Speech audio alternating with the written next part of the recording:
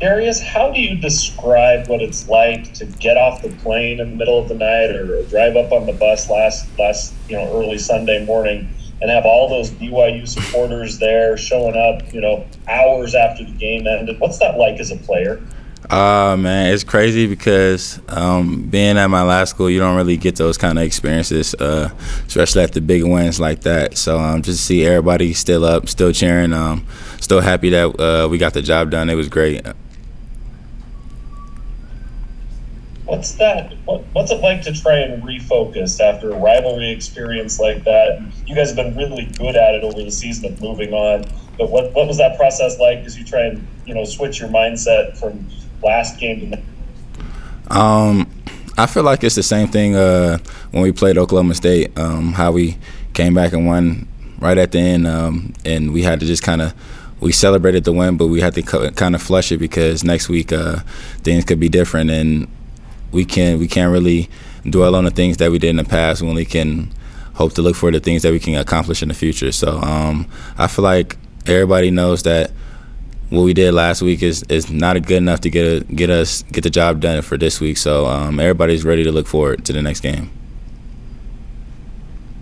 Darius, it was the in-state rivalry last week. Maybe now this week's a family rivalry. What's the banter? I know your brother's. I don't think he's with Kansas this season. I think he's just maybe the banter this week between you and your brother. Yeah, they're all BYU this week. Last year they kind of was split between two, but now that it's just me in college, they're just rooting for the Cougars to win. Even though they got friends, good friends, and coaching staff that they still talk to, they going for Cougar Nation this week. That was the first Big 12 game for this BYU program. What can you say about the growth that's taken place from that moment in Lawrence last year to now? I really think is that we just match the intensity of the Big 12 now. First, like last year, our first game, like you said, just being there, we kind of came out flat, and we know that if you do that in this league, that it can kind of get you behind and get you clawing from behind, and that's things that you don't want to do because in this league is a lot of offense that can score a lot of points. So you don't want to play catch up, and so I feel like we just learned from our mistakes last year, and that kind of just put us in the position that we're in now. We'll take our next questions from John Kuhn and then Jay Drew.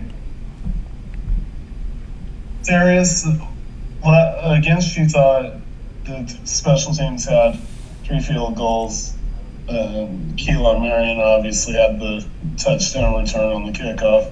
How much of a difference maker has the special teams been for you guys from week to week? Because, this isn't the first time where they've come up with big touchdowns, big plays, when you guys have needed it.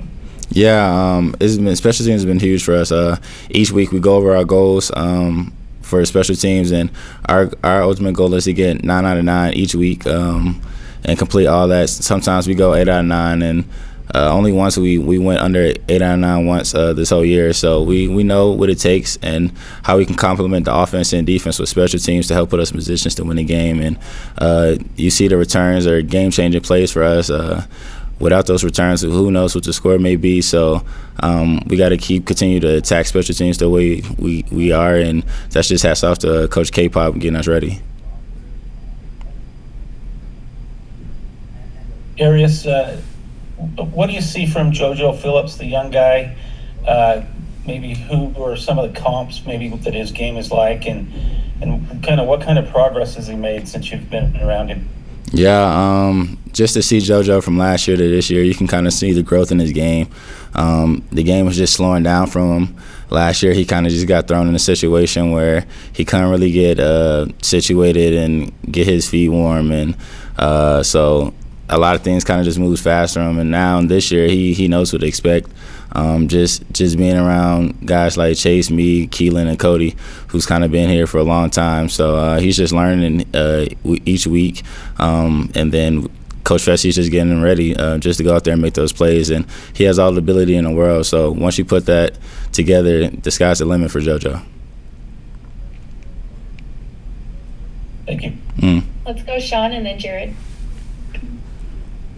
Darius, I'm glad your brothers and everything are all in on BYU because they're not at KU anymore and whatnot. But Does this matchup right here, does it still mean a little bit something extra for you just because of, your parents' ties to the university? I think you grew up in Lawrence a little bit. Your brothers played there, obviously, and whatnot. Like, does this game still mean a little bit more to you? Yeah, most definitely, especially after last year, them beating us and then losing to my brother.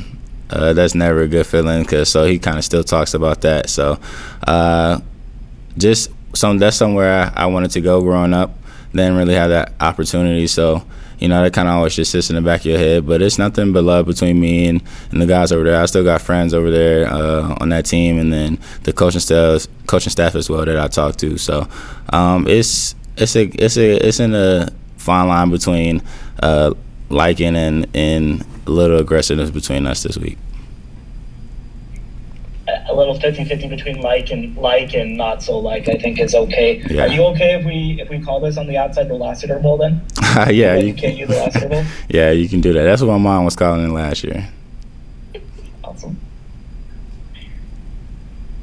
Darius, there obviously a lot of focus this weekend about how much physicality is allowed between receivers and defensive backs. Of course, the call in the Utah game being the high-profile one. How do you describe that? How much physicality is allowed? How do you gauge that as a receiver? Yeah, I mean, they get up to 5 yards contact with us, and so, I mean, at the end of the day, it's not our decision to call. At some point you got to let go and give the receiver a route to get into his route and things like that. So, but at the end of the day, we can't just blame one call on one game the whole time. So it's a lot of things that led up to that. But, sometimes you just got to play through the physicality, because sometimes they're going to call it or not. You got to fight through it. And so sometimes the receivers might push off and the rest won't call it. And sometimes the DBs will hold and they won't call it. So you kind of just got to go with the flow, and whether the refs call it or not, that's just, you got to keep playing through it. Did you have to adapt your mentality at all as you kind of got acclimated to the Big 12 approach and some of that physicality, or was it more, this is just football, this is what you've seen throughout your career? Yeah, I think it's more just setting lines, just being like, okay, it's football at the end of the day. It's just different levels, but it's still football, and so it's everything that you've been taught up to this point, and so you just got to go out there and execute and be you what got you up to that point. All right, Darius, that's all the questions we have for you today. Have a great week. All right, thank you too.